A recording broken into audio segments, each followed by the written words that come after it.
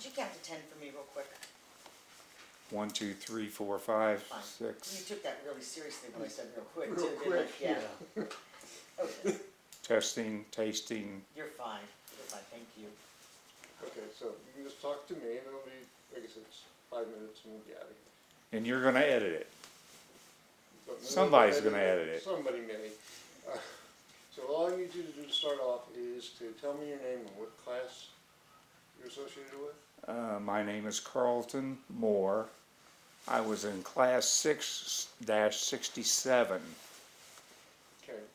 And how did you end up at Fort Eustis and OCS? I was drafted. I got in the Army. I came from a very small town. So the Army opened up the world to me. I went to AIT, or basic training AIT at Fort Knox. Took the test, qualified for OCS, said absolutely. I thought being an officer would be a lot better than being a point man for a reconnaissance patrol in Vietnam. I think that turned out to be a good decision. After I got into OCS, I qualified for flight school, so I went to flight school.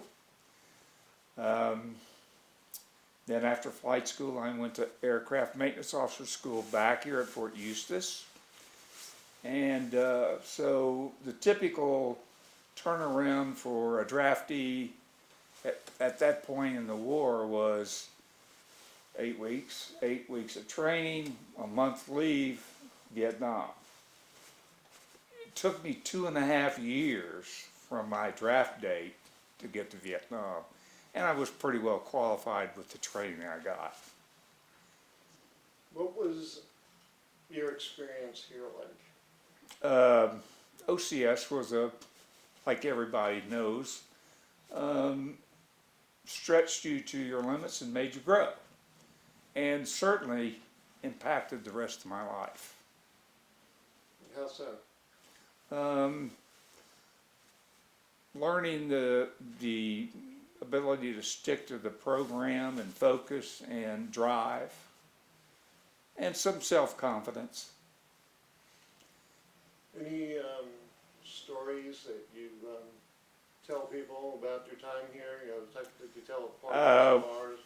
We've been in a little mini reunion in Williamsburg for 2 or 3 days, and we've swapped stories about pogey bait, which was contraband during OCS.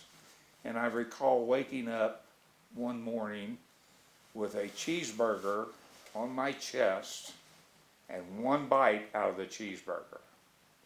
I don't remember whether I ate the rest of it or not, but I do remember that. I was so tired. One bite was all I could handle. What were the TAC officers like? They were tough. Colonel Ray Moot spoke this morning about our XO in the company. He was scary. He was really scary. Of course, he was a vet. He'd had Vietnam service. I think he was prior enlisted, so he was a hard guy. He actually attended one of our previous reunions 3 or 4 years ago. Of course, he wasn't the hard guy that he put the face on to be. You know, I had heard from some other people he interviewed about once you kind of matriculated up to being a senior candidate, attitudes seem to change a little bit amongst people. Oh, sure. Oh, sure. I actually do remember one incident. We were marching in formation to graduation, and my cube mate was Ray Moot, and Ray said, "I can't wait." And Lieutenant Merrill was one of our TAC officers. Said, "You can't wait for what?" He said, "I can't wait to call you Herb." That afternoon. So it was a great experience in retrospect. Okay. And we're done. Thank you. Thank you.